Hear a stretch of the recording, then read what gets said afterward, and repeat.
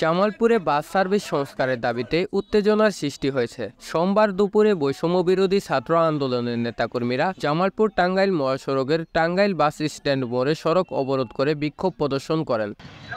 তাদের অভিযোগ রাজীব বাসের কারণে প্রাণহানি করছে এবং পুরো জেলার বাস সার্ভিস ব্যাপক সংস্কারের প্রয়োজন। এদিকে ছাত্র আন্দোলনকারীদের প্রতিবাদে বাস মিনিবাস শ্রমিক ইউনিয়নের নেতাকর্মীরা পাল্টা সড়ক অবরোধ করেন। পরিস্থিতি আরও উত্তপ্ত হয়ে ওঠে এবং নিরাপত্তার স্বার্থে জামালপুরে সব ধরনের বাস মিনিবাস ও সিএনজি চলাচল অনির্দিষ্টকালের জন্য বন্ধ ঘোষণা করা হয়। শ্রমিকদের দাবি ছাত্র আন্দোলনকারীরা তাদের উপর আক্রমণ করেছে, যার ফলে এক শ্রমিক আহত হন। আমাদের একটা শ্রমিক ইতিমধ্যে আহত হয়েছে। আমরা সেই গাড়ি নিরাপত্তা এবং আমাদের স্টাফ নিরাপত্তার স্বার্থে আমরা অস্থায়ীভাবে আমরা জামালপুর জেলা বাস মিনিবাস মালিক সমিতি এবং শ্রমিক ইউনিয়ন সহ আমাদের জামালপুরে বাস চলাচল অস্থায়ীভাবে বন্ধ থাকবে। এই বিক্ষোভ ও অবরোধের কারণে সড়কের দুই পাশে দীর্ঘ যানজটের সৃষ্টি হয়, যা প্রায় 3 ঘন্টা স্থায়ী ছিল। তবে বিকাল 3টার দিকে আন্দোলনকারীরা অবরোধ তুলে নেয় এবং কর্তৃপক্ষের সঙ্গে আলোচনা শুরু হয়। এই পরিস্থিতিতে জামালপুরবাসীর মধ্যে ব্যাপক আলোচনার সৃষ্টি করছে এবং সবার নজর এখন সরকারের পদক্ষেপের দিকে। রাজীব বাস প্রতিনিয়ত দুর্ঘটনা ঘটাচ্ছে এবং সাধারণ মানুষের প্রাণ কেড়ে নিচ্ছে। আমরা জামালপুরবাসী 64 জেলার মধ্যে সবচেয়ে অবহেলিত এবং বাস যে সার্ভিস, জামালপুরের যদি বাস সার্ভিসের কথা বলি, 64 জেলার মধ্যে সবচেয়ে খারাপ বাস সার্ভিস হচ্ছে জামালপুরের বাস সার্ভিস।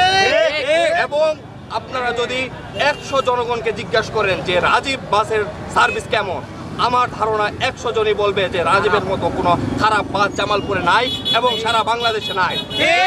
কিন্তু সরকার পতন হলেও এই রাজীব বাসের সিন্ডিকেট এতই শক্তিশালী যে তাদেরকে আমরা ভাঙতে পারছি না এবং আমরা চাচ্ছি ছাত্র সমাজ এবং সাধারণ মানুষকে নিয়ে রাজীবের এই সিন্ডিকেট ভেঙে দিতে এবং রাজীবের সিন্ডিকেট জামালপুরে আমরা ভেঙে দিব, ঘুরিয়ে দিব।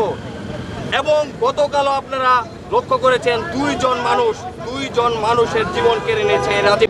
আপনাদের নিশ্চয়ই জানা আছে, গতকালকে শরীফপুর জামালপুর জেলার শরীফপুর এলাকায়, জামালপুর থানার শরীফপুর এলাকায় একটা দুঃখজনক ঘটনা ঘটছিল। সড়ক দুর্ঘটনায় 2 জন লোক নিহত এবং 2 জন আহত হয়েছেন।